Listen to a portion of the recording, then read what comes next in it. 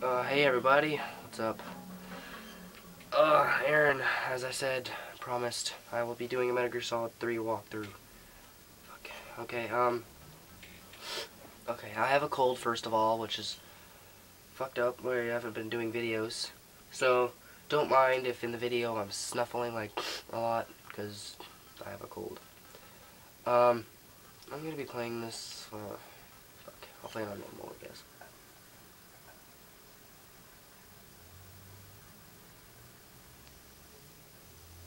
After the end of World War II, the world was split So let's into get started.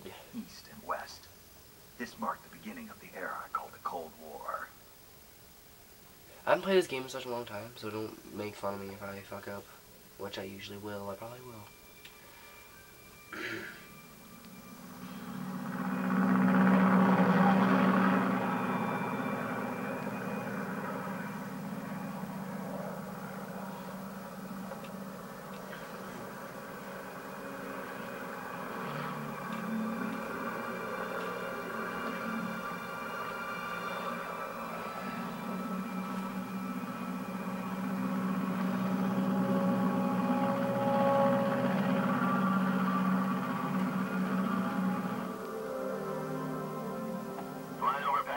Altitude 30,000 feet.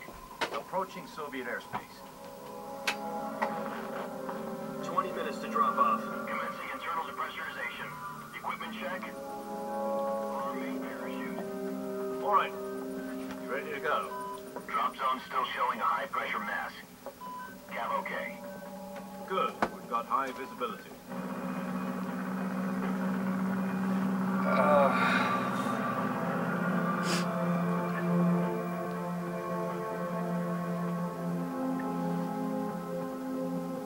Put out that cigar.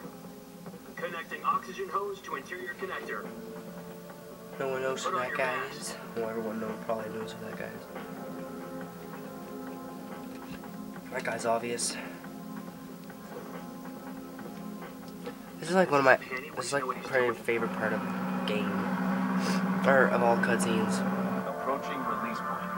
Whatever. 10 minutes to drop off. Hey, are you deaf? He said put out the cigar and put on your mask. So he just chucks it, like chucks it.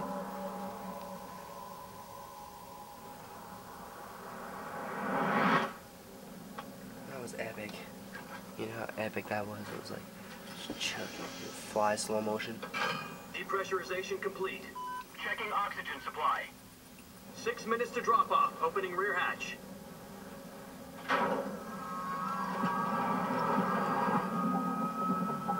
Bright.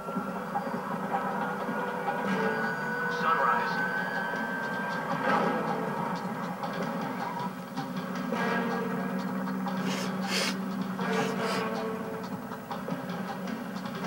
External temperature minus 46 degrees Celsius. 2 minutes to drop off. Stand up. Stand up.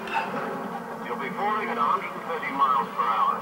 Try not to get frostbite from the wind chill. 1 minute to drop off. Move to the rear. Activate bailout model. This is one for the history books. The world's first halo jump. 10 seconds to drop off. Stand by. Status okay. All green. Prepare for drop off. Countdown. 5, 4, 4, 3, 2, 1. Spread your wings and Fly. fly. God be with you. Fly, snake, fly. I'm flying. I'm flying. Eee, I'm flipping. Now I'm like rolling in midair. Now I'm diving again.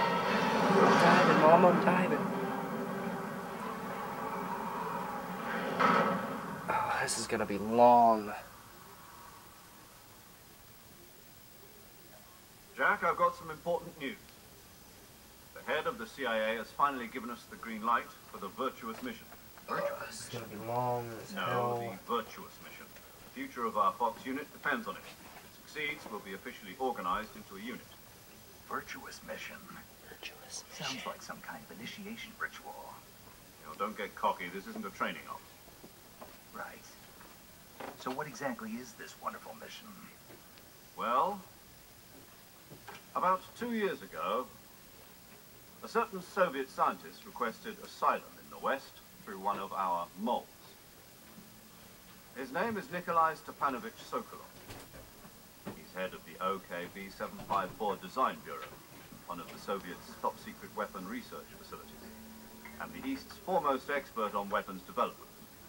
Sokolov, isn't he that famous rocket scientist? The very same. On April the 12th, 1961, the Soviets achieved the first manned spaceflight in history. The Earth was blue, but there was no God. Well spoken. The rocket that carried Yuri Gagarin to orbit was the A1, known as the Vostok rocket. Sokolov is said to be the man most responsible for the multi-engine cluster used in that rocket. After Gagarin's flight, Sokolov left rocket development to become the head of the newly established Design Bureau. From a lowly technician to head of a design bureau, that's quite a success story. So why do you want to defect? It seems he'd become afraid of his own creations. Afraid? Call it a crisis of conscience. And for that, he left his country and his family behind and went over the fence? Not exactly. One of his conditions was that his family was also to be taken safely to the West. He used a mole to get the family out first and succeeded in sneaking Sokolov over the Berlin Wall shortly afterwards. I was the one who conducted the operation. The security on the eastern side was still full of holes back then. Then what? We got Sokolov over in one piece, but the whole ordeal had left him exhausted, and we checked him into a hospital in West Berlin. It took him 2 weeks and more than 600 miles to get from the research facility in the Soviet Union to Berlin. He was in no condition to say anything coherent. And it was only a week later that we had something much bigger on our hands. The Cuban Missile Crisis. October the 16th, 1962, President Kennedy received word that the Soviets were in the process of deploying intermediate-range ballistic missiles in Cuba. The President demanded that the Soviets dismantle and remove the missiles. At the same time, he announced a naval blockade to prevent further missile shipments from reaching Cuba. But the Soviets didn't back down, instead placing their armed forces on secondary alert. Soviet transport ships carrying missiles continued on course towards Cuba.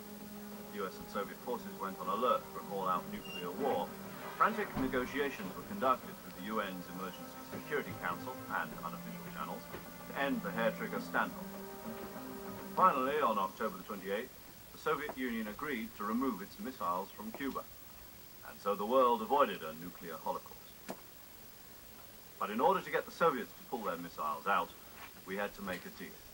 You mean the one where the U.S. agreed to remove its IRBMs from Turkey? No. The Jupiter IRBMs deployed in Turkey were obsolete, and we were going to get rid of them anyway. They had no strategic value whatsoever to either the US or the Russians. The Turkey deal was a ruse, a cover story that was fed to the other intelligence agencies around the world. So what did the Russians really want? Sokolov. They wanted us to return Sokolov. You mean the Soviets pulled out of Cuba just to get their hands on Sokolov? That's right. What the hell was he working on? At the time, we had no idea. We were running out of time. It was either give up Sokolov or risk full-scale nuclear war. God, In these the end, we cutscenes had are no joke.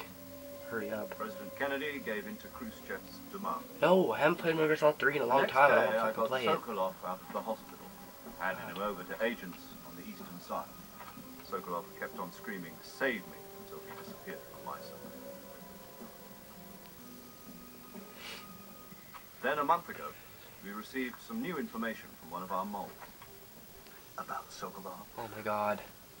Yes, he was taken back to the research facility and forced to continue working on the weapon in question under KGB supervision. What's more, it's on the verge of completion. So what kind of weapon is it? Something to do with space rockets? No. Space. Space rockets. I guess you're right.